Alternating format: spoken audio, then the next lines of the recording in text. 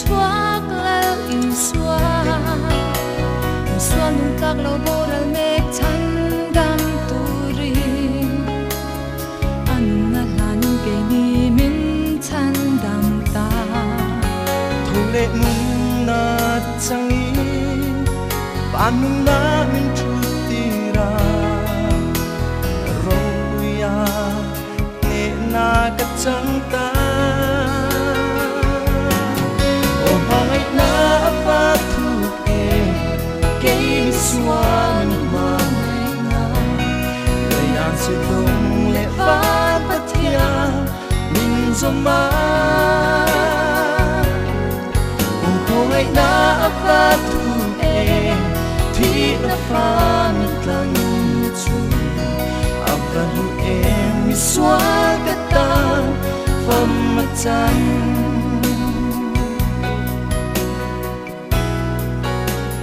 ngai na zong le lat na bo chiat na te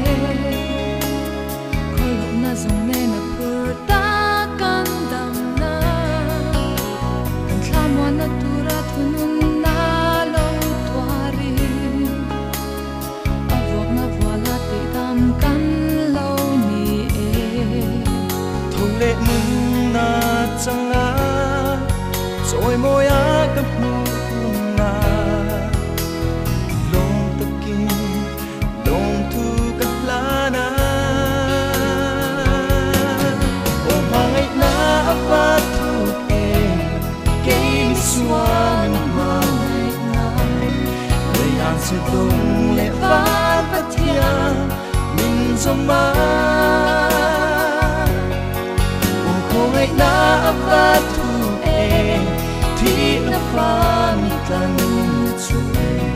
avalu e mi swa kata fam chan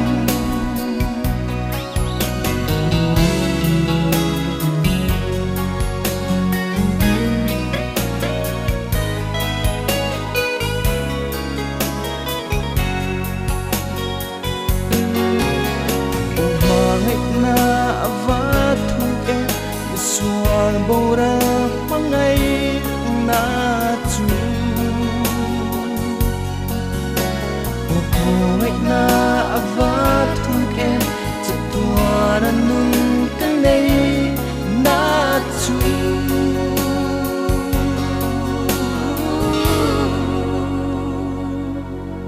o pangai na ava thu ke suan ma se dong le va patia min zo ma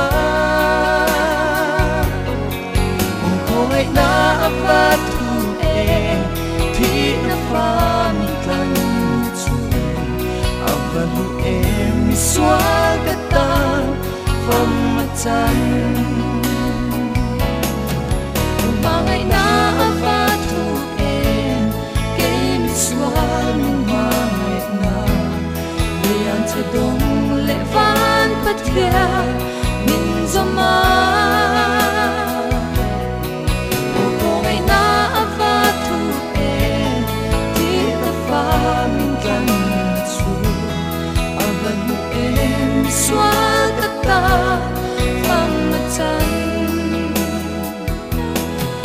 o mangai na ava thu e ke mi swa min ma se dong le van patia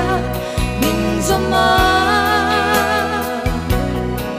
o koi na ava thu e thi na fa min tlang chu avalu e mi swa kata fam chan avalu e mi swa kata fam chan